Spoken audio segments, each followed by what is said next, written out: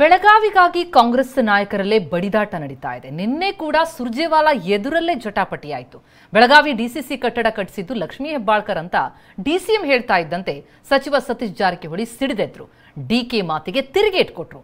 ಸಭೆ ಸಮರವಾಗುವ ಲಕ್ಷಣ ಕಂಡ ಸುರ್ಜೇವಾಲಾ ಎಲ್ಲದಕ್ಕೂ ತೆರೆ ಎಳೆದ್ರು.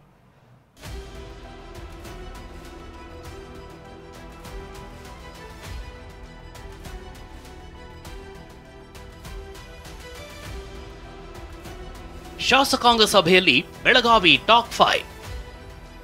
ಡಿಕೆ ವಿರುದ್ಧ ಮುಗಿಬಿದ್ದ ಸತೀಶ್ ಜಾರಕಿಹೊಳಿ. ಕಾಂಗ್ರೆಸ್ನಲ್ಲಿ ನಿನ್ನೆ ಇಡೀ ದಿನ ಮ್ಯಾರಥಾನ್ ಮೀಟಿಂಗ್ ನಡೆಯಿತು.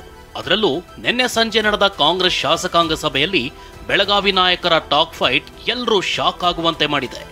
ಅಷ್ಟಕ್ಕೂ ಶಾಸಕಾಂಗ ಸಭೆಯಲ್ಲಿ ಆಗಿದ್ದೇನು ಅಂದ್ರೆ, ಡಿಸಿಎಂ ಡಿಕೆ ಶಿವಕುಮಾರ್ ಶಾಸಕಾಂಗ ಪಕ್ಷದ ಸಭೆಯಲ್ಲಿ ಮಾತನಾಡ್ತಾ ಪಕ್ಷದ ಕಚೇರಿ ನಿರ್ಮಾಣಕ್ಕೆ ಉಸ್ತುವಾರಿ ಸಚಿವರು ಶಾಸಕರ ಆಸಕ್ತಿ ಅಗತ್ಯ ಅಂದ್ರೆ ಈ ವೇಳೆ ಬೆಳಗಾವಿ ಜಿಲ್ಲಾ ಕಚೇರಿಯನ್ನ ಉದಾಹರಿಸಿದ್ರು. ಲಕ್ಷ್ಮೀ ಹೆಬ್ಬಾಳ್ಕರ್ ಅವರ ಹೆಸರನ್ನ ಪ್ರಸ್ತಾಪಿಸ್ತಾ ಹೆಬ್ಬಾಳ್ಕರ್ ಸಚಿವೆಯಾದ ಮೇಲೆ ಬೆಳಗಾವಿ ಡಿಸಿಸಿ ಕಚೇರಿ ಕಟ್ಟಡ ನಿರ್ಮಾಣ ಸಾಧ್ಯವಾಯಿತು ಅಂದ್ರು.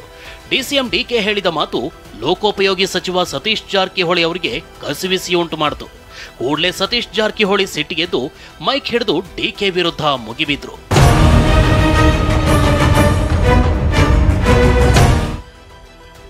ಡಿಸಿಸಿ ಕಚೇರಿ ಕಟ್ಟಡಕ್ಕೆ ಜಾಗ ಕೊಟ್ಟಿದ್ದು ರಮೇಶ್ ಜಾರಕಿಹೊಳಿ. ಕಚೇರಿ ನಿರ್ಮಾಣಕ್ಕೆ 3 ಕೋಟಿ ಕೊಟ್ಟಿದ್ದು ನಾನು. ಶಾಸಕಾಂಗ ಸಭೆಯಲ್ಲೇ ಅಸಮಾಧಾನ ಹೊರಹಾಕಿದ ಜಾರಕಿಹೊಳಿ. ಡಿಕೆ ಮಾತಿಗೆ ಸಿಟ್ಟಿಗೆದ್ದ ಜಾರಕಿಹೊಳಿ, ಬೆಳಗಾವಿ ಡಿಸಿಸಿ ಕಚೇರಿಯನ್ನ ಲಕ್ಷ್ಮೀ ಹೆಬ್ಬಾಳ್ಕರ್ ಕಟ್ಟಿಸಿದ್ದು ಅಂತ ಪದೇ ಪದೇ ಹೇಳಬೇಡಿ. ಹೀಗೆ ಹೇಳಿ ಶ್ರಮ ಹಾಕಿದ ಇತರರನ್ನ ಅವಮಾನಿಸಬೇಡಿ. ಡಿಸಿಸಿ ಕಚೇರಿ ಕಟ್ಟಡಕ್ಕೆ ನಾನು 3 ಕೋಟಿ ಹಣ ಕೊಟ್ಟಿದ್ದೀನಿ.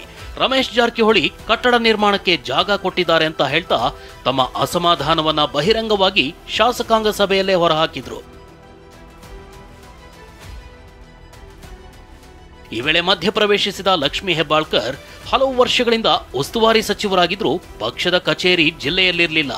ನಾನು ಮೊದಲ ಬಾರಿ ಸಚಿವೆಯಾಗಿ ಜಿಲ್ಲೆಯಲ್ಲಿ ಕಡಿಮೆ ಅವಧಿಯಲ್ಲಿ ಪಕ್ಷದ ಕಚೇರಿ ನಿರ್ಮಾಣ ಮಾಡಿದ್ದೀನಿ. ಸರಿಸುಮಾರು 7 ಕೋಟಿಯಷ್ಟು ಬಾಕಿ ಇತ್ತು. ಅದೆಲ್ಲವನ್ನೂ ಸಂಪನ್ಮೂಲ ವ್ಯಕ್ತಿಗಳ ಸಹಾಯದಿಂದ ತೀರಿಸಲಾಗಿದೆ. ಕರೆಂಟ್ ಬಿಲ್, ವಾಟರ್ ಬಿಲ್, ಹೀಗೆ ಸಾಕಷ್ಟು ಹಣ ಬಾಕಿ ಇತ್ತು. ಅದೆಲ್ಲವನ್ನೂ ಕೂಡ ನಾನು ತೀರಿಸಿದ್ದೀನಿ. ಇದನ್ನು ಕೂಡ ಪಕ್ಷ ಗಮನಿಸಲಿದೆ ಅನ್ನೋ ವಿಶ್ವಾಸವಿದೆ ಅಂದ್ರು.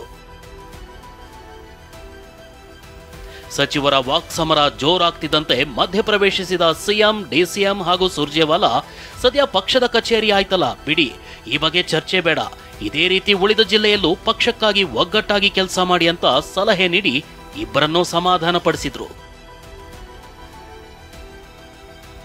ಕೊನೆಗೆ ಸತೀಶ್ ಜಾರಕಿಹೊಳಿ, ಕೆಲವು ವಿಚಾರ ಇಲ್ಲಿ ಹೇಳಲು ಸಾಧ್ಯವಿಲ್ಲ, ಹಾಗಾಗಿ ಸಚಿವರಿಗೆ ಮಾತನಾಡಲು ಸಮಯ ಕೊಡಿ ಅಂತ ಮನವಿ ಮಾಡಿಕೊಂಡ್ರು.